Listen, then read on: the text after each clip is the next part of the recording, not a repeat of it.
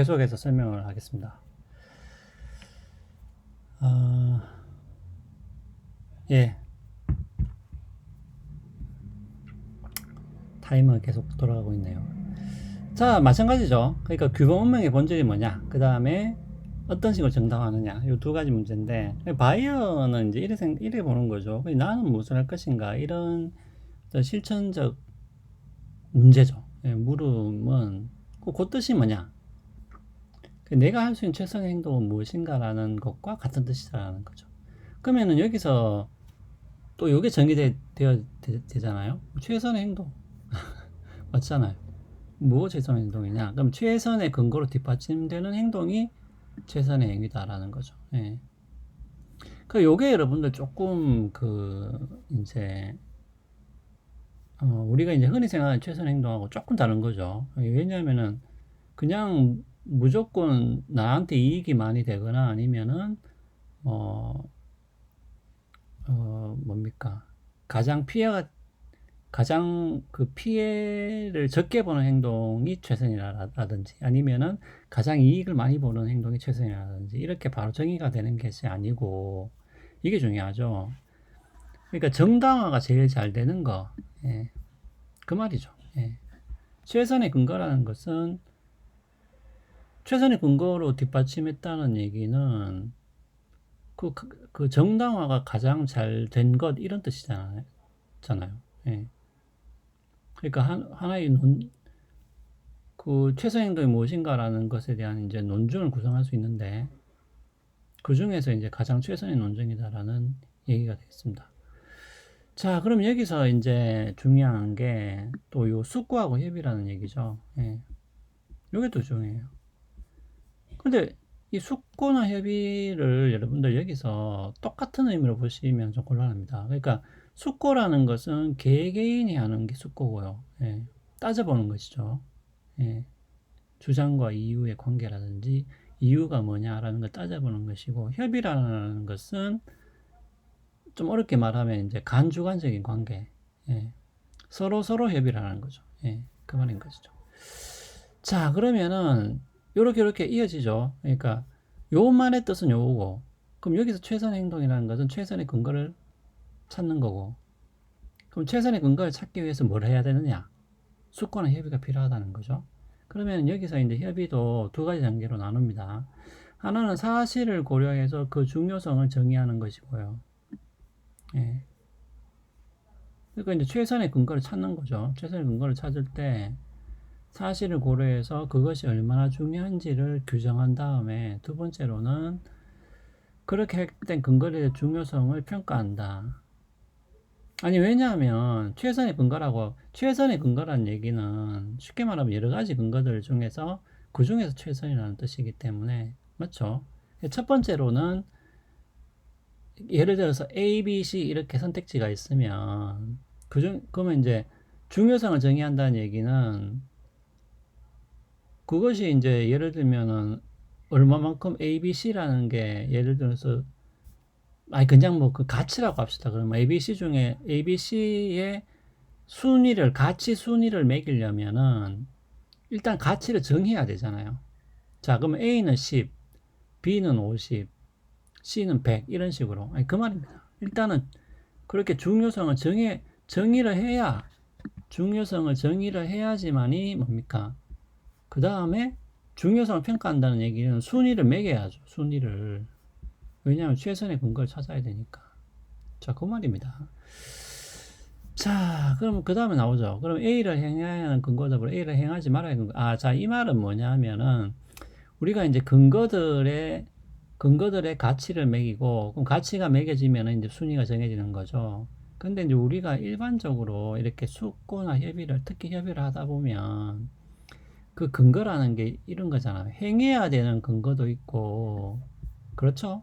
예, 행하지 말아야 되는 근거도 있고. 이제 그런 경우가 좀 많다라는 거죠. 예.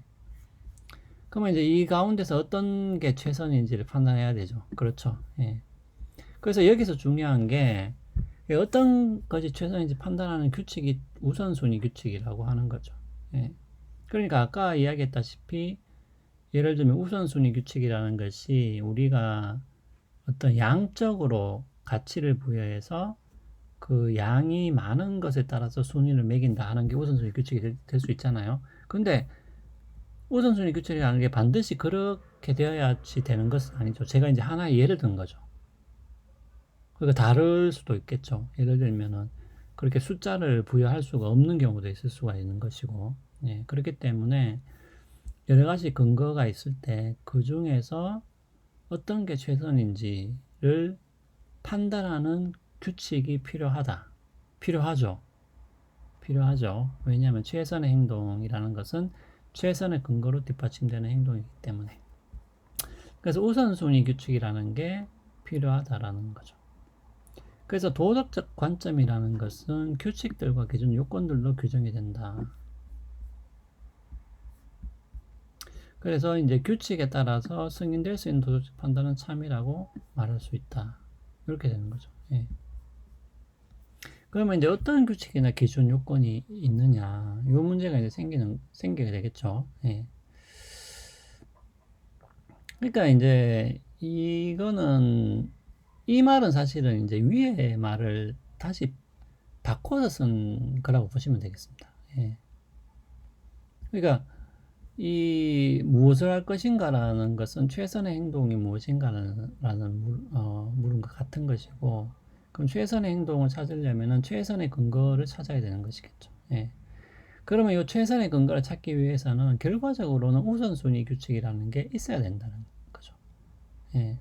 그렇기 때문에 결과적으로 뭡니까? 이 물음 자체가 결국은 도덕적 판단을 묻는 거잖아요. 예, 판단을 묻는 거기 때문에 이것은 결국은 이러한 규칙들에 부합해야 되겠죠. 도덕적 판단이라는 것은 결과적으로. 왜냐하면 요거를 찾는 거기 때문에. 예. 자, 그러면은 요 우선순위 규칙 요걸 찾아야 되는데, 예, 여기서 이제 바이어가 기준을 제시를 하는 거죠. 예, 기준 제시를 하는 겁니다. 그래서 여기 보면은 요게 중요해요. 형식적 요건과 실질적 요건, 이렇게 두 가지 요건을 갖춰져야지만이 뭡니까? 도덕 판단이라고 이야기를 할 수 있게 되겠습니다. 예. 그 나머지는 이제 도덕 판단이라고 이제 말을 하기 어렵다라는 거죠. 예. 자, 그럼 형식적 요건부터 봅시다. 형식적 요건이라는 것은 요 세 가지예요. 세 가지인데, 첫 번째는 뭐냐면 규칙으로 인도되어야 된다. 어떤 규칙에 따르는 거여야 된다는 거죠. 예. 그래서 자기 이익이 정의하는 목적으로 인도되어서는 안 된다라는 거고요. 예. 쉽게 말하면 자기 이익을 달성하면은 달성하면은 최선이고, 그것이 최선의 근거로 뒷받침되는 행위다. 이렇게 이제 말을 할 수는 없다라는 거죠. 예. 그것은 아니다. 그게 아니고 어떤 규칙에 따르는 거야 된다는 거죠. 그 다음에 이제 이 규칙이라는 것은 모든 사람에게 적용돼야 되는 것이다. 예. 모든 사람에게 적용돼야 되는 거라는 거고, 그 다음에 세 번째로는 공적으로 학습될 수 있어야 된다는 거죠. 공적으로. 예. 공적으로. 예를 들면은 사람을 마음껏 죽여도 된다. 이런 규칙일 수 있잖아요. 예, 규칙일 수 있는데 그거는 이제 첫 번째는 맞죠. 요 규칙에 맞는 행동을 찾을 수가 있겠는데, 근데 이제 마음대로 죽여도 된다는 게 모든 사람에게 적용 돼야 된다는 요건에 이제 맞을 수가 있느냐고요. 그 다음에 그거의 두 번째는 공적으로 학습될 수가 있는 것이냐. 그 공적으로 학습될 수 있다는 것은 일반화 가능하냐, 이 말하고 이제 같은 얘기죠. 일반적으로 학습 가능하냐, 그거를 가르칠 수 있느냐라는 거죠. 예. 마음대로 죽여도 된다라는 것을 학교에서 학생들에게 공식적으로 다 가르칠 수 있느냐 이런 얘기가 되겠습니다. 그러면 요 형식 요건이 안 맞으니까, 마음대로 죽여도 된다는 것은 안 맞으니까 이것은 이제 도덕 판단으로 볼 수가 없게 되는 것이죠. 예. 그렇게 되는 겁니다. 자, 그래서 요 형식적 요건으로부터 도덕 규칙을 평가하는 기준이 도출되는데, 예, 요거 세 가지요. 하나는 자기 방해적이면 안 된다. 그 다음에 두 번째는 자멸적이면 안 된다. 세 번째는 도덕적으로 불가능하면 안 된다라는 겁니다. 자, 이 말은 이제 사례를 보셔야 돼요. 사례를. 예. 그러니까 요 불가능하면 이제 사례를 밑에 제가 이제 거꾸로 써놨는데 거꾸로 한번 봅시다. 도덕적으로 불가능하면 안 된다라는 얘기는 이제 요 말하고 같습니다. 요 말하고 같다는 얘기는 이제 이거 잘 보셔야 되는데, 그렇지 않으면 내가 알고 있지만 언제나 그렇게 하라.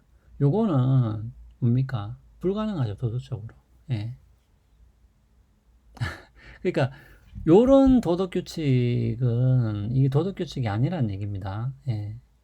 도덕 규칙이 아니다. 왜냐면 이거는 불가능하니까. 그렇지 않으면 내가 알고 있지만 언제 그렇다고 말을 하라는 얘기는 어떻게 보면은 이제 거짓말 하라는 얘기하고 똑같잖아요. 예.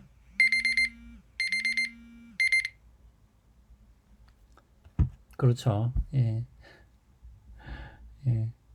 아니 이런 말하고 똑같잖아요. 이제 여러분들이 만약에 C를 받았는데, 예. 그러니까 내가 배성민이 알고 있지만, 예, 언제나 그렇다라고, 그러니까 C를 받지 않았다라고 말하라. 이 말하고 같잖아요. 그러니까 이거는 이제 불가능하다는 얘기고, 두 번째는 내가 약속을 지킬 의사가 없더라도 약속을 하라. 요런 거는 이제 자멸적이라는 거죠. 예, 왜냐하면 요 규칙을 따르게 되면 행위자의 목적이 무너지기 때문에 그렇다. 그러니까 약속을 지킬 의사가 없는데 약속을 하라. 이게 또 웃기는 거죠. 예, 이건 자멸적이다. 요런 규칙은. 세 번째, 첫 번째는 자기방해적이다. 이것도 이제 규칙의 목적이 무너진다라는 거죠. 예. 내가 공경에 처하게 되면 도움을 요청하되 공경에 처한 누구도 도와주지 마라. 예. 이거는 좀 웃기죠. 그러니까 내가 공경에 처하면 도움을 요청하는데 다른 사람이 공경에 처하면 도와주지 말라는. 예.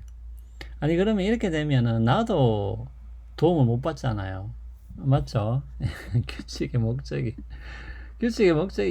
목적은 도움을 주는 건데, 이렇게 되면 나도 도움을 못 받겠죠. 왜냐하면 다른 사람은 내가 공격에 처했을 때 도와주지 말아야 된다고 생각하기 때문에. 네, 그러니까 이제 이런 것들은 뭡니까? 도덕 규칙이 될 수 없다는 얘기죠. 그 말입니다. 자, 요게 이제 형식적 규칙이 되겠고, 실질적 규칙은 요 세 가지입니다. 규칙 준수가 모든 사람의 공통이익에 기여해야 된다. 어떤 특수한 집단의 공통이익에 부합하면 안 된다는 얘기고, 그 다음에 당사자가 제공자든 수용자 상관없이 자신에게 승인될 수 있어야 된다.